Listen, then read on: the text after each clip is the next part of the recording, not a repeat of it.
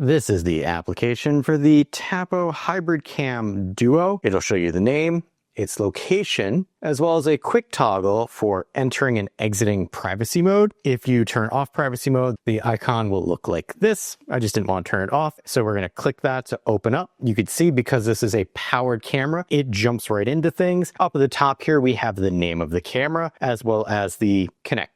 Moving down, we have our pan tilt camera, and then down here we have our stationary camera. If I select this, you'll notice that we have a box that allows us to select multiple views. So in this case, I have a singular Tapo camera listed, but if I come in here, any of my other Tapo cameras, which happen to be in privacy mode or turned off, I can add them. And in doing so, I can get a multi-feed of all of my Tapo cameras in a singular location. Selecting the box again will bring us back to our singular view. Notice now, though, I selected the wrong camera, and I should have selected that one there to bring us back to our hybrid camera. Coming down for our secondary camera view, we have the ability to toggle this between 720, 2K, and auto. For the purposes of this, I'm just leaving it at the 720 so we kind of get an idea of everything that we're looking at. We have to the right of that auto, which is for our switch to day-night mode. Auto will switch between the two based on ambient light. You can force it to go to night mode, or you can force it to go to day mode. Now, one of the things I want you to notice, and this is going to be something that you see a lot in this camera setup, is you have to set things twice. Once for the moving camera and then one for the fixed. So you could technically have the fixed camera be night mode, the PT camera be auto, and mix and match between the two. But just know there's extra steps that you're going to have to take when setting up some of the functions of this unique camera setup. Moving down, we have our camera. If I do this, what this does is it takes a still frame of whatever happens to be visible in the cameras, because these are two different cameras. Same with the video icon. If I select this, it will record whatever happens to be happening in frame and save that to the downloads area, which you can see that animation sending it down. I'll show you that a little later. To the right of our video, we have our microphone. I generally test these at max volume just to see how they would do. And to the right of our volume, we have our call. This is going to be for full duplex audio to the camera. So if I tap to call, what happens now, without having to hold down the button, whoever's on the other side can actually hear me talking. I'm going to turn that off and bring up that option one more time just to show you. To the left of the call, we have our mic on and off. That's camera side, as well as speaker on and off, camera side. At the top here, we have next to our voice call, our pan tilt. So notice even if we're in a call, we do have access to our pan tilt controls. And to the right of that, we have our options. Now, depending on which one of these you're in, is going to be what options you see. Right now, this is for our pan tilt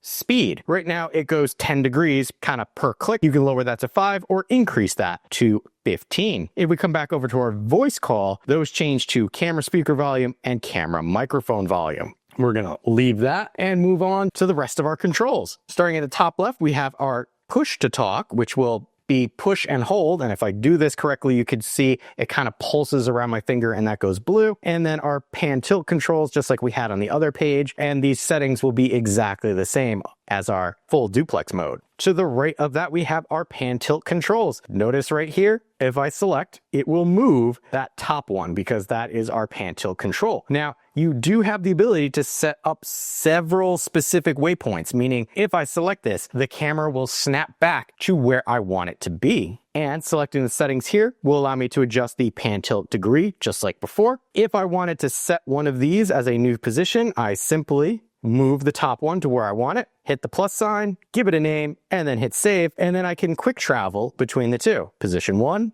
position 2, just like that. If we come over to patrol mode, you will see you have vertical patrol. So selecting this will pan tilt the camera up and down, but it only does it for a short period. We have pano, which will create a panorama picture. So if I do 180, what this will do is I will create a pano path and it will create an image as it kind of centers itself and kind of watch what it does. It's creating a panoramic. It's kind of going, okay, where do I need to go? And then it's like, okay, now that the camera is positioned where I want it, the camera will start creating this and you could see 1428. And once it's done, what this will allow is it will have a image down here that you can select where on the image you want to see and you can go right to it. And right here, if I select this wishing well, it will bring it all the way over there really quickly. And then there we go. That is what a pano does. You can redo the image or reset it right from here. Now, after showing you the pano, the other thing I wanted to demonstrate was touch to zoom or touch to move. So here we have the house up here, and then we see where this is pointed. If I select and hold right there, it will quickly move my pan tilt camera to that location. So if you don't want to set up a pano, you don't have to. And what we're going to do is we're going to move over here and show you the pan tilt has a zoomed in camera view already. So that's the maximum for that. And then if I pinch to zoom on the lower, there you go, kind of get an idea of the differences between the two. So your pan tilt's gonna be zoomed in, your stationary, not so much. Double tap brings it back to where it was. Now that we've talked about our pan tilt controls, we have alarm. This is to toggle on and off the alarm triggering. This does not automatically set off the alarm. You need something or somebody to walk through frame for this to actually go off. It sounds like this. To the right of our alarm is privacy mode. This will turn both the cameras into privacy mode, meaning the camera will not record anything. You cannot see anything. It is completely blank. Moving down, we have our single view. Selecting this means, well, we can have only one of the cameras visible. And by default, it is going to be your fixed camera. Selecting dual will bring up both the cameras again. Then we have, to the right of that, our light. You're not really going to see it right now, but I'll insert something so you can see what it actually looks like. There is a 5-minute cooldown timer on the light. Even though this is a plug-in camera, they don't necessarily want you to have the lights on all the time. So they do prevent you from having just the lights on, and there will be a countdown timer. To the right of the light is tag on and off. What this will do is if a pet or person or vehicle starts walking through frame, it will tag it. I had to turn off my vehicle tag because this one over here was constantly just showing, and I don't necessarily want that because there's a couple cars over there too. So I turned that one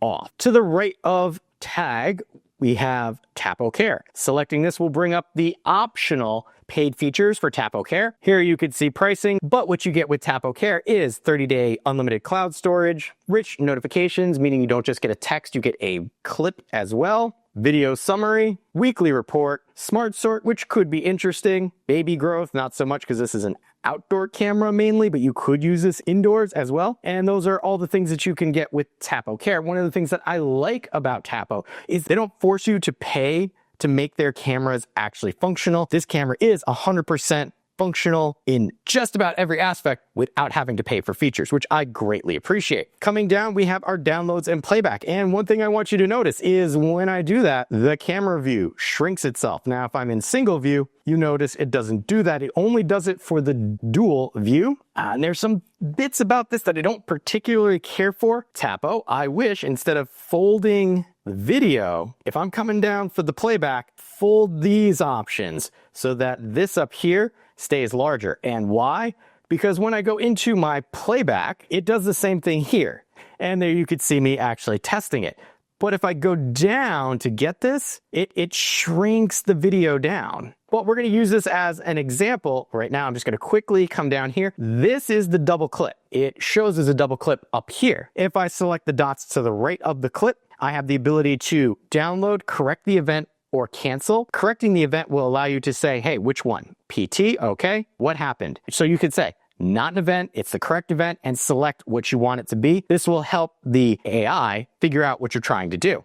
Again, coming back to the 3 dots, I'm going to select download. This will download this clip to the memory card. And I'm just going to swipe that back down this way. You can see right here, we have our cloud and then the SD card within the camera. And then here we have a timeline. Now, this camera is capable of 24/7 recording, but because of the way that this is handled, these are not just separate views. The application, as well as your SD card, count them as individual cameras. So here on this timeline, you can pinch to zoom in. You can see more of my testing, and it will show you, hey, I picked up video on either the PT or the stationary. Now I'm going to pinch to zoom this out because I turned off what this is capable of, which is the 24/7 recording here. And you could see that's what the indication for 24/7 recording is. But because it's counting as 2 cameras, the normal sized SD card that I use in this gets eaten up very quickly. What do I mean by that? Well, right here, we've got a date. If I select the date, it will allow you to see where I've been recording. The little blue dot there means that there's something that you can see. But here you can see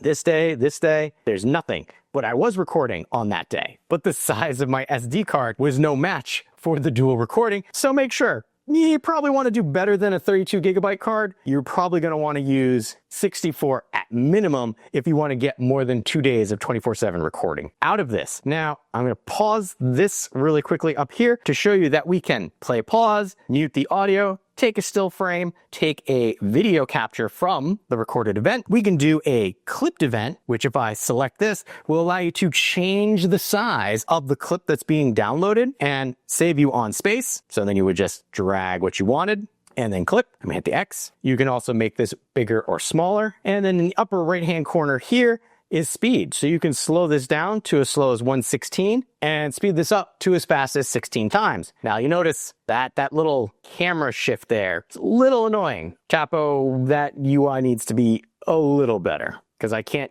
even get back to the 1 unless I shrink it down. So coming back down to our download area here, we can see that it is indicating that there is a person and right there is a pet. So if I select that and see what I mean, you have to swipe back down to get a better view of what's going on. There is a pet and the pet is getting tracked. It lets you know PTZ is what caught it. And then both cameras are recording. If we come to the upper right-hand corner of our downloads area, if I select this is going to show you all the downloads that I've been doing currently. There's also the last download, the one that I just did with you. You'll see it down there. Upper right-hand corner here, we have the ability to filter for photos, growth moments. We can kind of sort through this. We can select multiple things. And then from here, we can share them, favorite them, download them, or delete them. And then to the right of downloads, we have our quick for single view. I can click on that and it will just show me the single view. But that has been everything that we can do for the camera controls for the Hybrid Cam Duo. Let's take a look at our settings. Coming up to our settings, select the icon. First and foremost, we have name,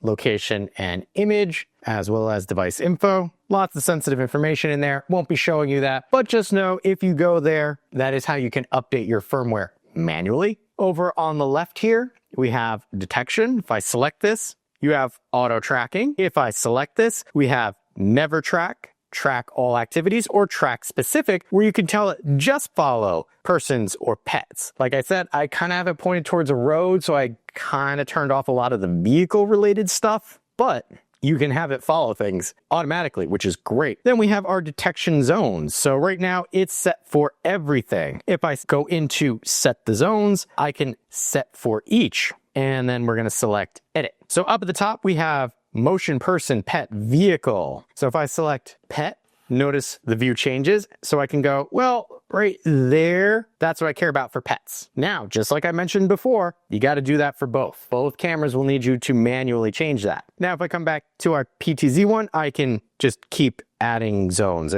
You can have a lot of different zones. I can delete, I can clear all, or I can do landscape, which will kind of make things a little easier to see if you're trying to do this. I can come over to person. Well, people, I really care about only here. Do that for both and there. So now I have 2 activity zones for person and individual ones for pet. And then you would come up and save. And then down here, I could select edit, and then I could change where everything gets detected from. Coming back, if we come down here, we have our detection types. Motion, person, pet, vehicle. I have motion turned off and vehicle. But if I select one of these, and notice you can do it per camera, you could set the sensitivity. So maybe I want better sensitivity for a person, and the same thing with a pet. We'll up that to 8 as well, and I'll do that for both the cameras. Next, we have our line cross. Well, right now it is off, but if I turn line cross on, and you can see it shows both cameras, or I can select to only show one. What this will allow you to do is have a line,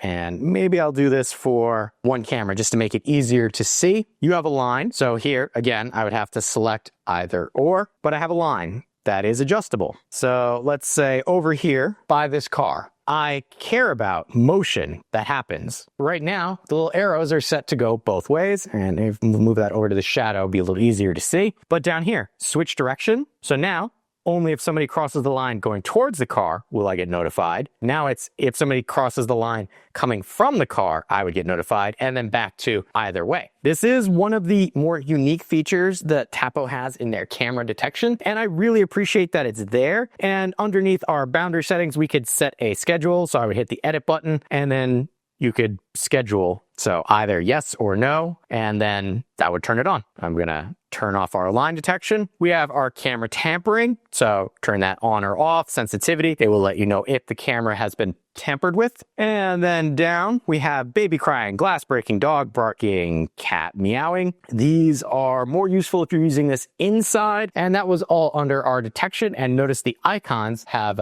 added our two audible detection types. Here we have our alarm. You can turn this on or off. So you have the ability to do sound and light. So this is the alarm type. You could just do lights. You could just do sound. You have sound type default, and then this is the volume. And then you have your types of sounds: siren, emergency, or red alert. Now, selecting these will only play it on the outside. If you want to select it, you have to actually tap it to move the check mark. You also have a custom one where you can add a custom sound, and you can give it a title and then tap to record. This is a custom alarm sound for the hybrid duo cam. Get off my lawn. I see you. No, there's two cameras. I'll always see you. You can play it back, which plays it outside, but also on here a little bit. You can record again, but if it works for you, you hit save, and that will save the custom sound, and then you can test play it right from there. Now that we've talked about our sound type, we have alarm duration. You have default, which is 5 seconds, or you can do 10 seconds, 30 seconds, or a custom, which is as low as 5 and as high as 30, but you could do any number in between. Alarm event type. What do you want to trigger this? You've got a lot of things that you could turn on and off to trigger it. And then you've got your schedule all day during the day, which is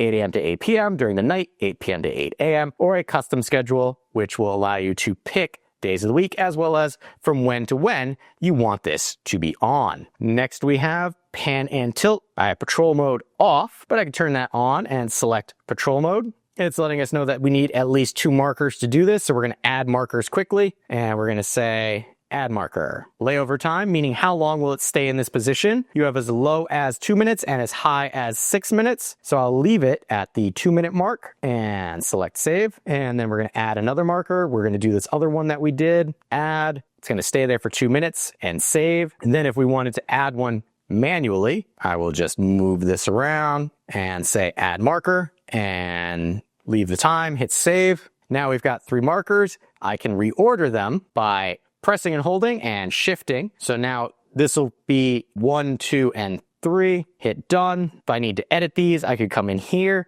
change the layover, and then I could turn patrol mode on. We also have the ability to select when patrol mode happens. So always during the day, during the night, and then a custom schedule. This is a true patrol mode where you can have several locations that the camera will move between. However, you are limited to that 2-minute minimum and a 60-minute maximum of it staying in each location. Keep that in mind. Might not be exactly what you're looking for, but that's what patrol mode is. We have our pan, tilt, and angle. These are our degrees at which things will change. We've seen that in other locations. We have our pan, tilt correction. What this will do is this will move the camera to its most center point, and then you can adjust where you'd like afterwards. Smart dual tracking on or off. What this will do is allow the PTZ camera to move to an image that is seen in the stationary camera. Now, right now I have tracking type for just person, but if I wanted this, I could do pets as well. And now if the stationary camera picks something up, the PT camera will move to see it. And then we have another place where we can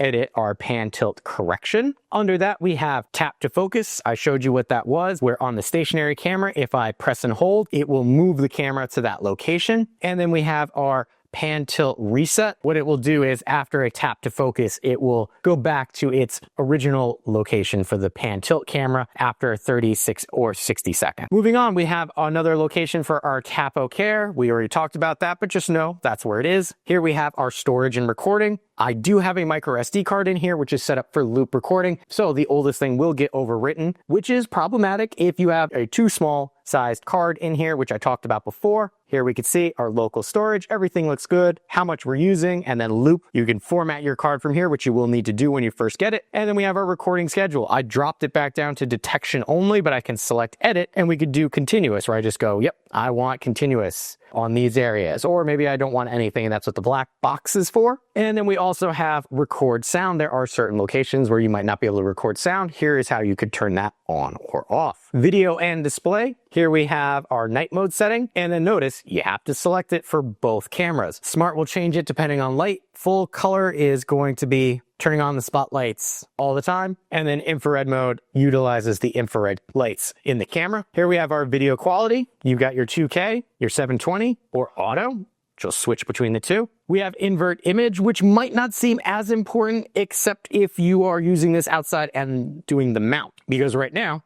I have the image inverted. If I turn off image inversion and I come back out here, this is how it would look. It's a little confusing. So make sure if you're going to be using the mount that you turn that on. Privacy zone. If you turn this on, you can create a privacy zone. Again, notice you got to pick which one you want. On the fixed lens, I would say this is a better option because, well, maybe I don't want to see that house. And then if I come over to my PTZ, let's pretend I don't want to see this car. We can add more zones, we can clear, or we can do this in landscape. Now, I have two boxes that will not be visible in the live view, will not show up in recordings. The one problem with privacy zones in a PTZ camera is that box is stationary, so it will block out whatever is there. There are some other camera manufacturers that if you set up a privacy zone, it will automatically disable the camera's ability to move because a moving black box will block things out that you might not have wanted. Coming down, we have detection tagging. Well, this is letting you know person, pet, or whatever. So detection tag, it even shows you on or off. You can turn your label, so maybe you just want the blue box to see that there's movement, or you can have a label. On-screen display information, you've got display timestamp, you've got your format for your timestamp. You could change it from 12 hours to 24 hours. You can have it display a specific text, and then here you go. You've got 2, so maybe you've got docking bay 4, docking bay 4.5. You could change that and burn that into the video, which is great, and then display the logo. In this case, it would be Tapo. And then we have display tag on screen. What's that? Well, that's going to be, there's your speed, there's your live, and it shows you a little image of what it would look like there. Moving on, we have our spotlight settings, which are, what do you want to set the brightness at? And notice, you got to set it for both of them. So if you want them both to be really bright, you got to make sure you do that. There's a little light in the upper right-hand corner there to test it out. And then duration for on-off, minimum of 5 minutes, maximum of 30 minutes. Coming down, we have LED status light. Do you want to turn that on or off? Network connection lets you know your Wi-Fi connectivity. Privacy mode, just another place to enable that. You have notifications. Well, you probably want that on. Rich notifications, you have to pay for Tapo Care. And then activity types. Well, what do you want to be notified of? Well, let's see. I didn't want to be notified of motion, and then everything else. Well, maybe I don't want that one because it's outside. That one I want to keep. Vehicle I don't necessarily care about, and that lets you trim down what you're getting notified of. And then you have your schedule, always during the day, during the night, or a custom time frame as seen in other locations. Moving on, we have advanced settings.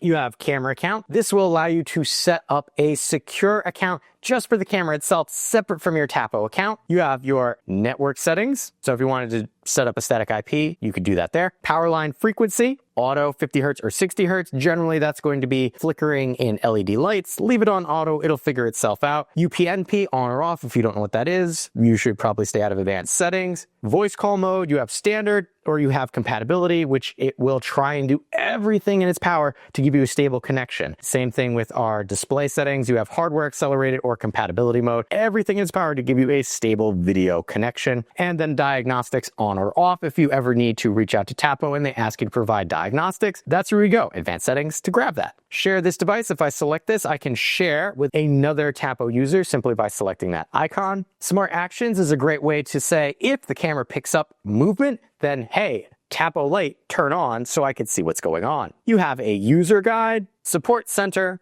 firmware. Selecting this will allow you to check for updates, or when you set it up, you should have left on the auto update option, which I really like, and then reboot camera and remove camera from your Tapo app. And that has been everything that we can do for the Tapo Hybrid Cam Duo in the Tapo app.